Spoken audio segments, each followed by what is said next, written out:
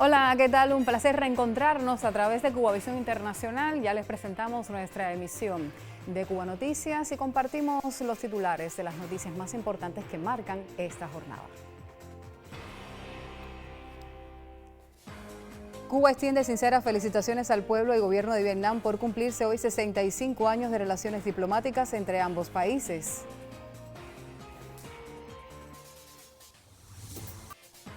La mayor de las Antillas recuerda epopeya de expedicionarios del Yate Granma, 69 años de una de las fechas más heroicas de la Revolución Cubana. Expertos cubanos presentan tecnologías para el control de vectores en el país en el habitual intercambio semanal con el presidente del Consejo de Defensa Nacional, Miguel Díaz-Canel Bermúdez.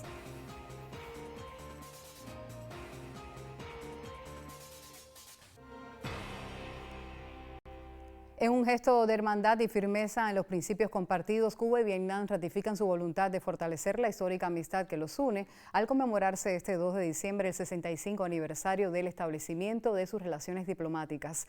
En mensaje oficial, la nación caribeña extendió sinceras felicitaciones a la República Socialista de Vietnam y ratificó el compromiso de materializar los consensos alcanzados por los máximos líderes de ambas naciones. La mayor de las Antillas fue el primer país del hemisferio occidental en reconocer a Vietnam y el líder Fidel Castro se convirtió en el primer y único jefe de Estado del mundo en visitar las zonas liberadas de Vietnam del Sur, aún bajo el riesgo de los bombardeos estadounidenses. Cruzó el paralelo 17 y levantó la bandera del Frente de Liberación Nacional. Hoy ambas naciones celebran una relación que es un patrimonio común invaluable.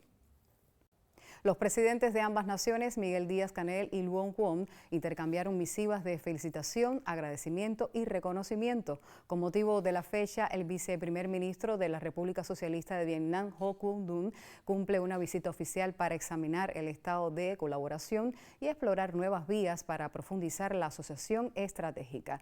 Unidos ideológicamente, los liderazgos revolucionarios de ambas naciones sembraron las bases para una unidad que se fortalece a toda prueba. Como muestra, en La Habana sesionó la primera reunión del Grupo de Trabajo Conjunto para la implementación del acuerdo comercial entre Cuba y Vietnam. La cooperación en el sector agrícola es actualmente una de las bases para lograr la seguridad alimentaria.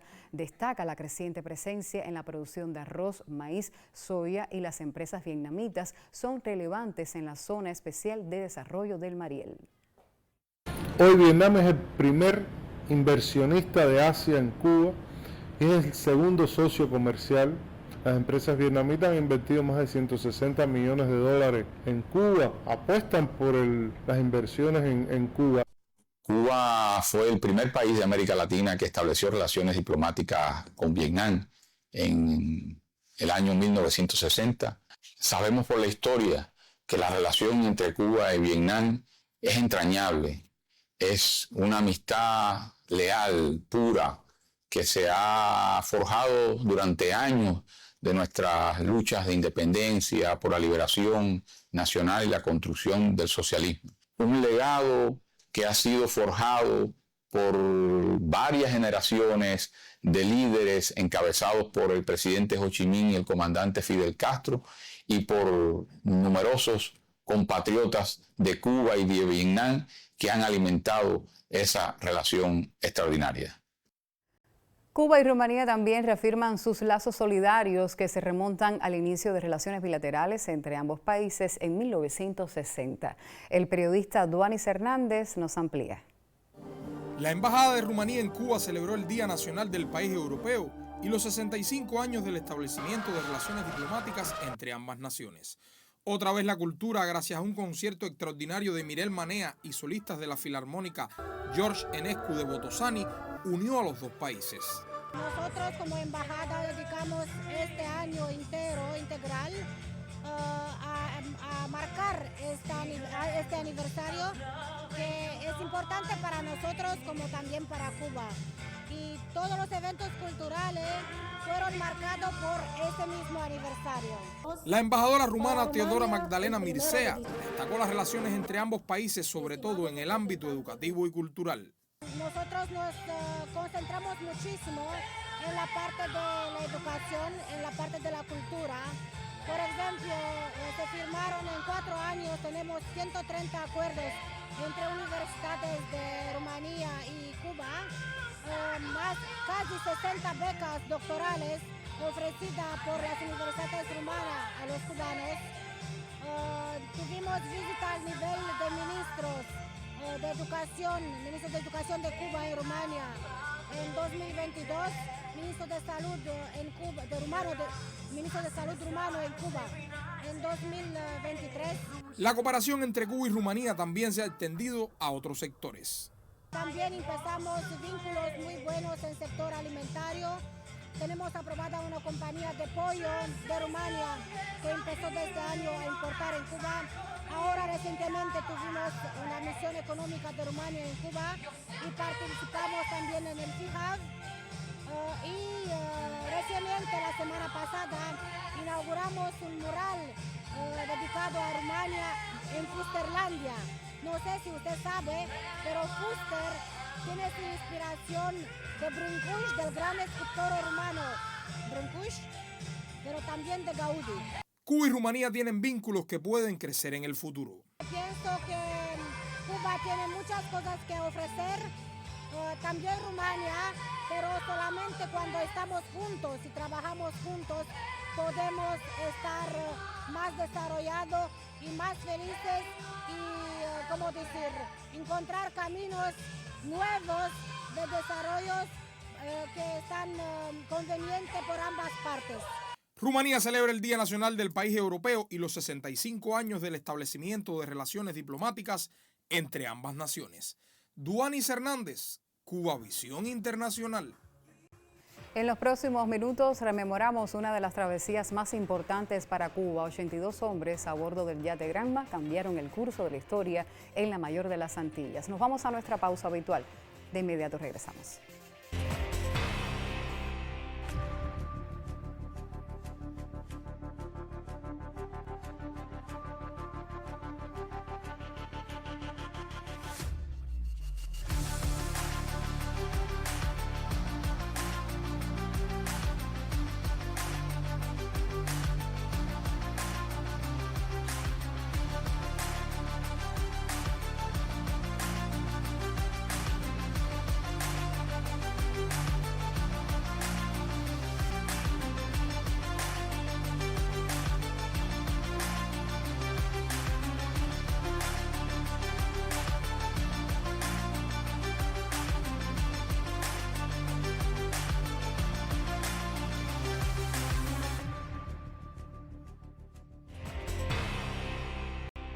Una de las fechas más heroicas que tiene la Revolución Cubana es la del 2 de diciembre de 1956, cuando se produce el desembarco del yate Granma, marcando un inicio en la lucha contra la dictadura de Fulgencio Batista.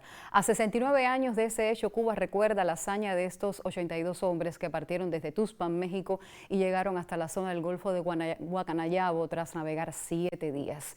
Sobre el efemérides del presidente cubano Miguel Díaz-Canel Bermúdez, recordó esta mañana en el perfil de la red social X que hace 69 años, con el amanecer, los expedicionarios del Granma llegaban y entraban a la patria. Se cumplía la promesa de Fidel, libres o mártires, en 1956 con la fundación del Ejército Rebelde. La Revolución Cubana reiniciaba la lucha armada por la independencia definitiva.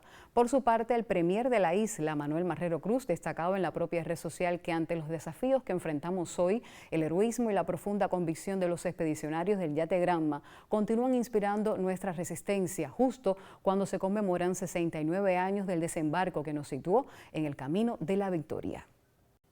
Este hecho adquirió desde entonces un enorme valor simbólico, pues también señaló el nacimiento del Ejército Rebelde y de las Fuerzas Armadas Revolucionarias. La periodista Belice Damili nos presenta la siguiente reseña histórica. El 2 de diciembre de 1956 es para Cuba un día memorable, ya que en esa fecha llegó a las costas de la mayor de las Antillas un puñado de hombres que realizó la hazaña de partir desde México en condiciones difíciles. Tuvimos que organizar a los hombres, entrenarlos, buscar los medios para venir a Cuba y preparar la expedición. Cuando salimos nos estaba buscando la policía de México, a todos. Incluso perdimos una parte de las armas que traíamos. Solamente pudimos traer el armamento para los 82 hombres y algunas armas adicionales que después fue imposible prácticamente. El grupo solo contaba con la intrepidez que desafió lo adverso de las circunstancias. En esta fecha reinició en un terreno cenagoso la acción revolucionaria trunca desde el asalto al cuartel Moncada 3 años antes. Y mi pelotón fue el último en bajar. Y de todos los expedicionarios, el Che y yo los últimos en abandonar el Granma, que por cierto, cuando nos bajamos por la proa, el Che y yo comentábamos que en definitiva cómo se llamaba este barco, que no le habíamos el nombre, y él dijo, seguramente en la popa lo tiene. Entonces yo fui caminando hasta la popa del barco para ver y vi, y así le comuniqué el que se llama Granma. El desembarco del Granma a las costas orientales, cerca de la playa Las Coloradas en el municipio de Niquero, marcó el inicio de las luchas guerrilleras contra la dictadura de Fulgencio Batista. El rigor y la adversidad de aquellos días conformaron el naciente Ejército Rebelde. En vez del lugar previsto,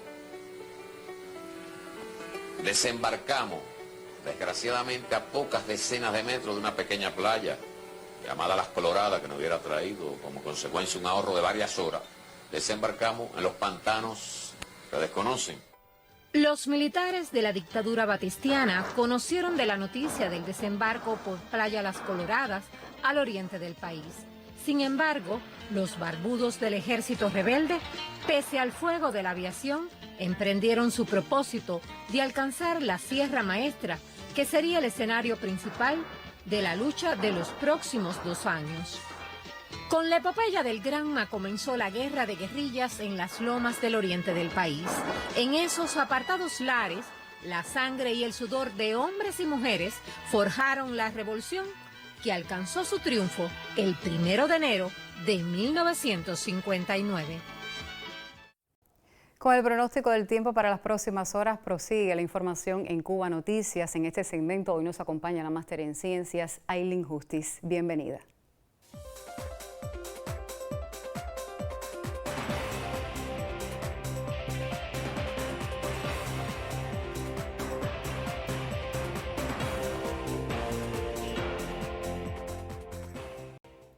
Muchísimas gracias, qué gusto saludarte y por supuesto también a todos los que están en nuestra compañía. Transcurre ya los días de diciembre y como es típico de este mes, el periodo poco lluvioso en el territorio cubano y mares adyacentes, predomina usualmente una masa de aire algo seca y estable que limita en general las precipitaciones. Y por eso en la imagen del satélite meteorológico es poca la nubosidad en sentido general a lo largo de todo el archipiélago cubano. Continúan siendo también pocas las lluvias, algún nublado de forma puntual transportado por los propios vientos del nordeste que traen alguna nubosidad desde el mar hacia el territorio cubano, pero en general con muy escasas precipitaciones. Así de similares van a continuar las condiciones del tiempo en la próxima jornada de miércoles y en los principales destinos turísticos de Occidente será una jornada de mucho sol, prácticamente poca nubosidad en las primeras horas del día y ya por la tarde estará parcialmente nublado, como ven, con escasas lluvias y temperaturas que continúan en un ascenso gradual con máximas de 28 y 29 grados Celsius, aunque todavía la madrugada y sobre todo al amanecer se muestra ligeramente fresca, sobre todo en los destinos turísticos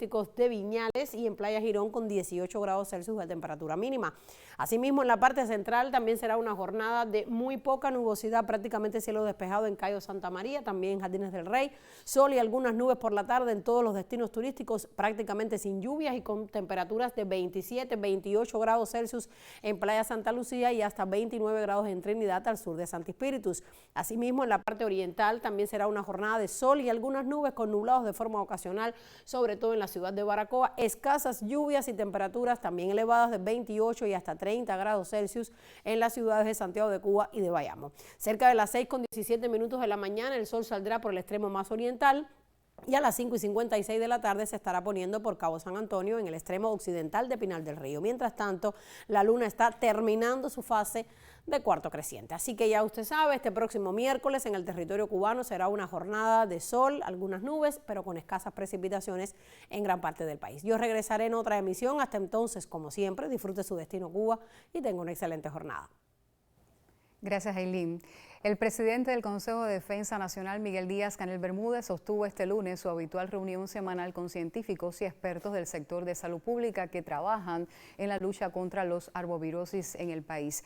Durante la reunión se presentaron las tecnologías de control de vectores que se implementarán en Cuba y se brindó información actualizada sobre el comportamiento de los virus respiratorios en el país. El periodista Wilmer Rodríguez nos cuenta mucho más.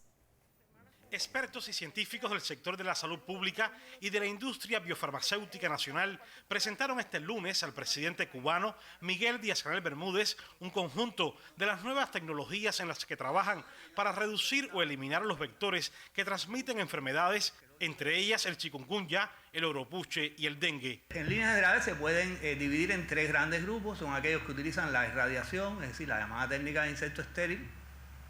Otros, el principio es la ingeniería genética, es decir, son organismos genéticamente modificados o transgénicos. Y finalmente el uso de Wolbachia pipientis, una bacteria intracelular que cuando infecta al mosquito produce determinados efectos.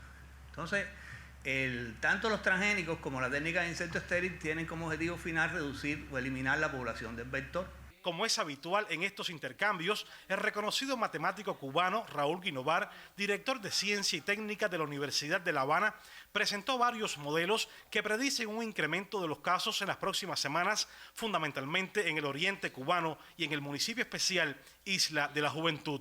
En este encuentro, los expertos y científicos del sector de la salud pública también analizaron el comportamiento en el país de las enfermedades causadas por infecciones respiratorias agudas y precisaron que Cuba mantiene una vigilancia permanente sobre los virus que ocasionan estos padecimientos. Entre julio y noviembre, este periodo, hemos recibido 1.423 muestras del país, de diferentes casos. Se estudian brotes, se estudian casos graves, se estudian fallecidos, etc. Y lo que ha estado circulando, que es lo que predomina en esta etapa del año, es virus sincitial respiratorio, que afecta a los niños pequeños y a los adultos, e influenza H1N1 pandémica. Eso es lo que está, es lo normal.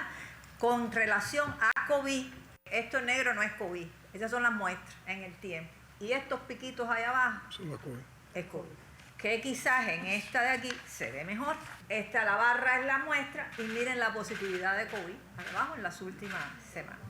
Con relación a las variantes, que también se mantiene una vigilancia de las variantes, decir que en el mundo hoy están varias variantes, la XFG que está sonando, pero como variante de monitoreo, nada que diga que...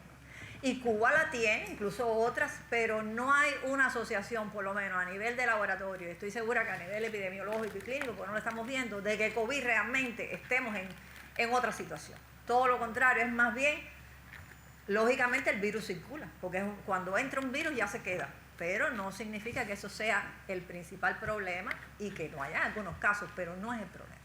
El presidente cubano Miguel Díaz-Canel Bermúdez, al dialogar con los expertos y científicos, hizo un llamado a las autoridades sanitarias a informar de manera permanente y oportuna a la población por todas las vías posibles sobre el comportamiento de las arbovirosis y las infecciones respiratorias agudas, dos padecimientos sobre los que el sistema de salud mantiene una estrecha vigilancia y donde para su control y tratamiento es determinante el aporte de la ciencia cubana.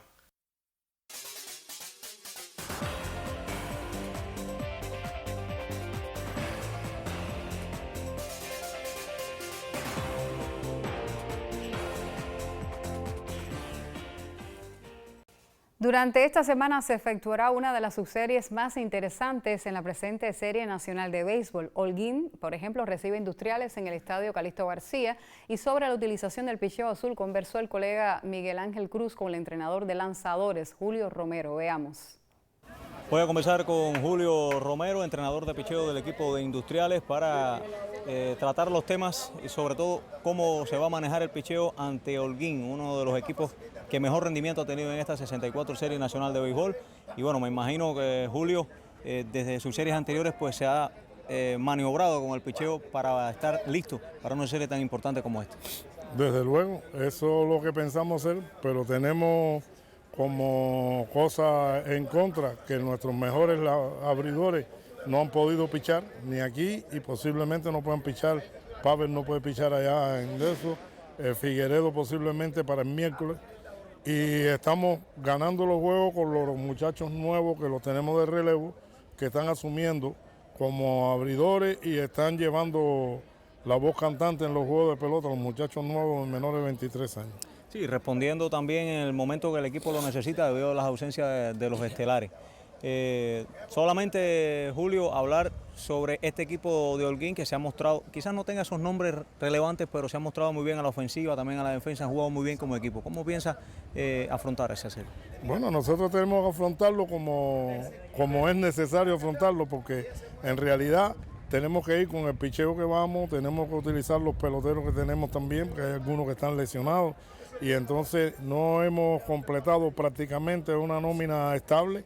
Si te das cuenta, nosotros han jugado los jugadores de cuadro en todas las posiciones, y si te das cuenta también alternamos el quecheo y el picheo. Bueno, ya te lo decía, el picheo de segunda línea es el que está llevando la voz cantante, porque los de Peñalver todavía no se pueden incorporar, el caso de Ceja, el caso de Perdomo y el caso de Pavel. Todo eso está en stand-by, no podemos utilizarlo. Y entonces Figueredo, que lo cogió también el virus, posiblemente para el miércoles podamos utilizarlo. ¿Cómo está de salud el área de los cerradores? Se habla mucho de Fran Herrera, un lanzador que prácticamente es de todos los días. ¿Cómo marcha la salud en esa área del lanzador? Bueno, en los relevos cortos nosotros no tenemos problemas porque tenemos a Fran. Pero para utilizar a Fran tenemos que estar ganando y tenemos que estar arriba. Pero él es un seguro ahí atrás como cerrador. Ahora, los problemas que han tenido los industriales a lo largo de este tiempo han sido los lanzadores intermedios. Y ahora son los intermedios los que están asumiendo el rol de protagonistas y nos han llevado al lugar que estamos. Así mismo es. Bueno, muchísimas gracias entonces a Julio Romero, entrenador de picheo del equipo de Industriales, que enfrentará una subserie bien difícil ante los Cachorros de Holguín. Gracias, Miguel Ángel. Nos vamos ahora a las notas culturales. La Feria Internacional del Libro de La Habana, a celebrarse en febrero del año próximo, tendrá a Rusia como país invitado de honor y estará dedicada al líder histórico de la Revolución Cubana, Fidel Castro Ruz, en su centenario. Más detalles a continuación. La edición 34 de la Feria Internacional del Libro de La Habana ocupará el Parque Histórico Militar Morro Cabaña del 12 al 22 de febrero de 2026, según anunció el Instituto Cubano del Libro este martes en conferencia de prensa. El evento tendrá como país invitado de honor a la Federación Rusa, una muestra del diálogo cultural entre ambas naciones.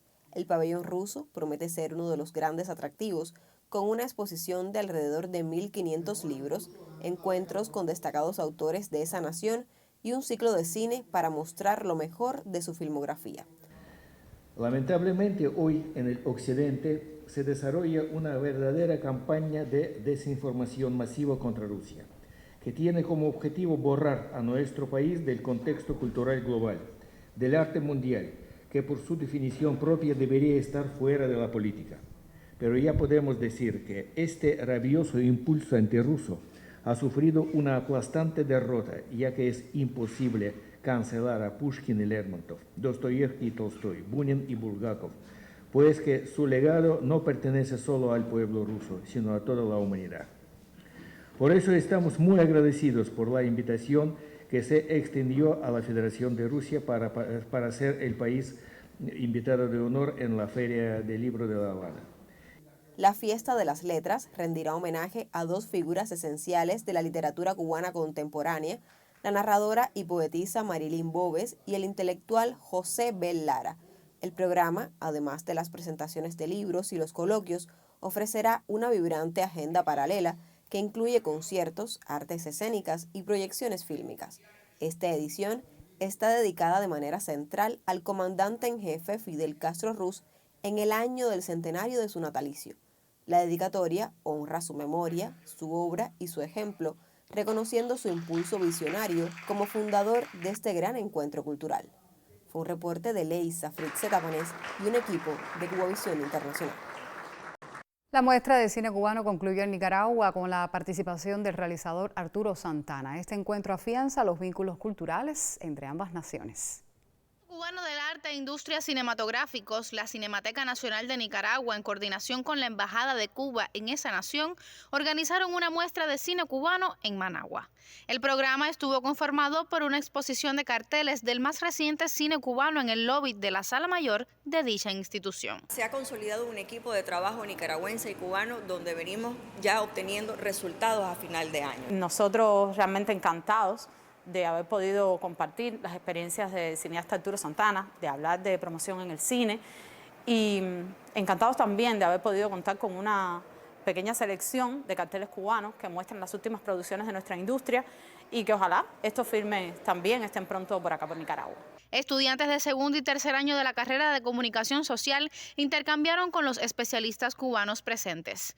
Bailando con Margot, Habana Selfies y 5 historias de amor y un bolerón desesperado del realizador Arturo Santana se proyectaron con excelente acogida de público, un regalo desde La Habana para los amantes del cine en Nicaragua.